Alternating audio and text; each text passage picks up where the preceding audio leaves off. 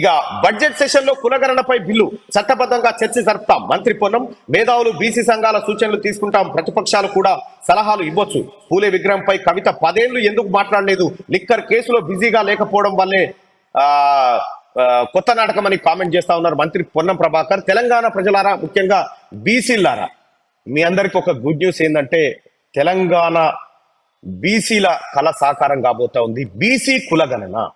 తెలంగాణ రాష్ట్రంలో ఉన్నటువంటి ముదిరాజులు ఎంతమంది, మున్నూరు కాపులు ఎంతమంది, యాదవులు ఎంతమంది, పద్మశాలిలు ఎంతమంది, గౌడ్లు ఎంతమంది, సాకలి, మంగలి, కుమ్మరి, కమ్మరి, ఇలా ఏ కులానికి సంబంధించిన లెక్క ఎలా ఉండబోతా ఉందో మనకు కులగణన ద్వారా రాష్ట్ర ప్రభుత్వం బయట పెట్టబోతా ఉంది.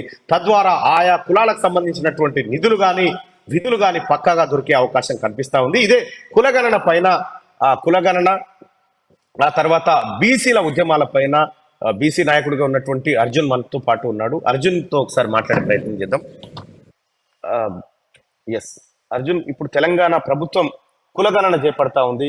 కులగణన అంటే గతంలో ఎప్పుడు కూడా, అంటే ఈ దేశంలో పుల్లు ఎన్ని ఉన్నాయో లెక్క పెట్టిరు, ఒక గ్రామంలో ఎన్ని పందులు ఉన్నాయి, ఎన్ని కోతులు ఉన్నాయో లెక్క పెట్టిరు, కానీ బీసీలను మాత్రం లెక్క పెట్టలేదు. ఇప్పుడు కాంగ్రెస్ ప్రభుత్వం అధికారంలోకి వచ్చిన తర్వాత బీసీల కులగణన చేపడతా ఉంది. దీన్ని ఎట్లా చూస్తారు? ఈ బీసీలకు మంచి పరిణామం. ఎందుకంటే కులగణన జరిగితే రాజ్యాంగంగా బీసీలకు రావాల్సిన హక్కులైతే చట్టసభలో వస్తే ఖచ్చితంగా బీసీ చట్టసభలో బీసీ లేకపోవడం వల్ల ఈ సమాజంలో ఉన్నటువంటి బీసీలు అటువంటి ఇవన్నీ చేయబడతాం. రాజ్యాంగం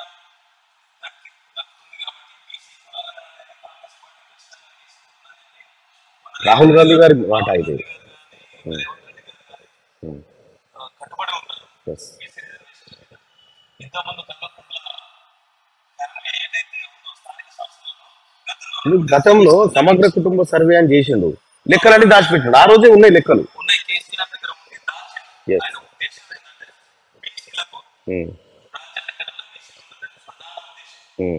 కాంగ్రెస్ పార్టీ రాహుల్ గాంధీ గారి బీసీ అది చేస్తే ఖచ్చితంగా రాహుల్ గాంధీ గారి బీసీలంతా కూడా అలాంటి చేస్తే బీసీలకు న్యాయం జరుగుతుంది. కాబట్టి ప్రతి ఒక్కరు కాంగ్రెస్ పార్టీ వెంట ఉన్నారు. బీసీలంతా మనం మొన్న తెలంగాణ ఎన్నికలలో చూసాం.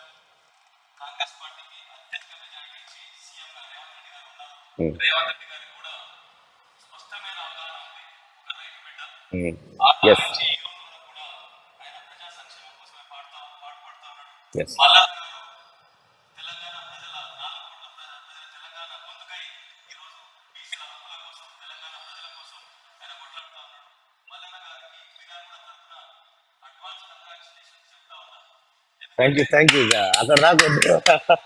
రైట్ గా గౌరవ ముఖ్యమంత్రి గారి ఆదేశం మేరకు ఈ పట్టభద్రుల ఎమ్మెల్సీకి సంబంధించినటువంటి వ్యవహారాన్ని చేస్తా ఉన్నాం. భాగంగా అర్జున్ అన్న నాకు మంచి మిత్రుడు ఇక్కడ మిర్యాలగూడలో. అవుట్ రైట్ గా నా కోసం అన్నిటినీ వదిలిపెట్టి ఒకానొక సందర్భంలో సపోర్ట్ చేసినటువంటి వ్యక్తి. ఈరోజు కాంగ్రెస్ పార్టీలో మేమిద్దరం ఉన్నాం. మేమిద్దరం ఒక బ్రదర్స్ లాగా ఉంటాం. అయితే ఇక బడ్జెట్ సెషన్ లో కులగణనపై బిల్లు పెట్టబోతా ఉన్నారు.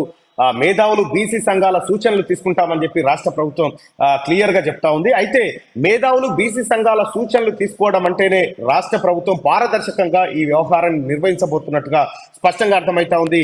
బీసీ ప్రజలారా, ఇదొక మనకు శుభదినం. ఈ బడ్జెట్ సెషన్ లోనే దాన్ని చట్టబద్ధం చేసి కులగణన చేయబోతా ఉంది రాష్ట్ర ప్రభుత్వం.